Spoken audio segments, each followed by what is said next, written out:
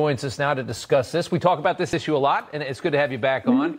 I think Vance is right that Republicans do need to do a better job of that. I think you agree with that. How should Trump try to thread this needle? Because this is like the one vulnerability, that he has. This is the one saving grace that they're trying to cling on to.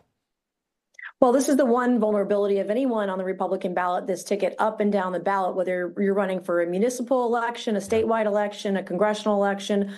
Abortion is on the ballot this year, whether we want it to be or not. And it will always be after Roe v. Wade. And so I'm really grateful that he's having this town hall this week for women. I think it's a very important issue. Yes, spending and inflation is number one, immigration is number two. But in every swing state, in every swing congressional district across the country, including mine, abortion is in the top three of issues that people are concerned about and they want an answer. But this is an issue. If Republicans talk about it, we can win on it because we're pro-life and we're pro-woman. But there's too many people that are afraid to talk about that. Donald Trump was one of the first Republicans to come out to say that he wanted to protect IVF after the Alabama ruling. He understands it. He understands, for me as a rape survivor, he wants to protect women who are victims of rape, girls who are victims of incest. He's right there with us. And so we do have to remind voters. And in fact, we're 3 weeks out. One of my first messaging tracks that I'm talking about is abortion this week. Yeah.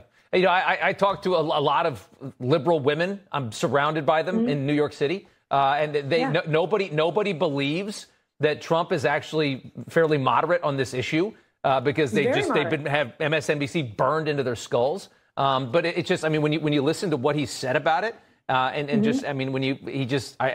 think Roe was crummy law, really bad law, and barbaric in a lot of ways what they did with it for the last 50 years. Yeah. But nobody believes him. How does he make them believe him in this town hall this week? Well, he's doing what I believe he needs to do is having a town hall for women and talk about it face to camera, get them all in a room and let them ask questions. And in fact, I had a candidate forum this morning at 10 a.m.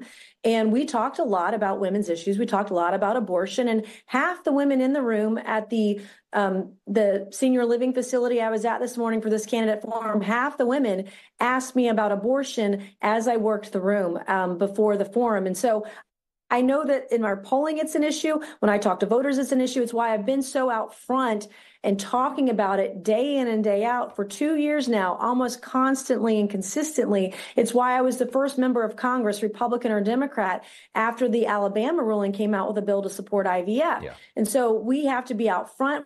We know that our conservative policies are actually compassionate policies. Yeah. Donald Trump wants to allow and pay for IVF for every woman if we can afford it. He wants that to happen. He wants women to be able to start families and have access to fertility treatments. And so he has to get out there and scream it loud and clear from the rooftops to everybody. We all have to have ads. I'm running ads right now on the issue, in addition to inflation, in addition to immigration. But we have to talk about it every day for the next 21 days. That's just a fact of life.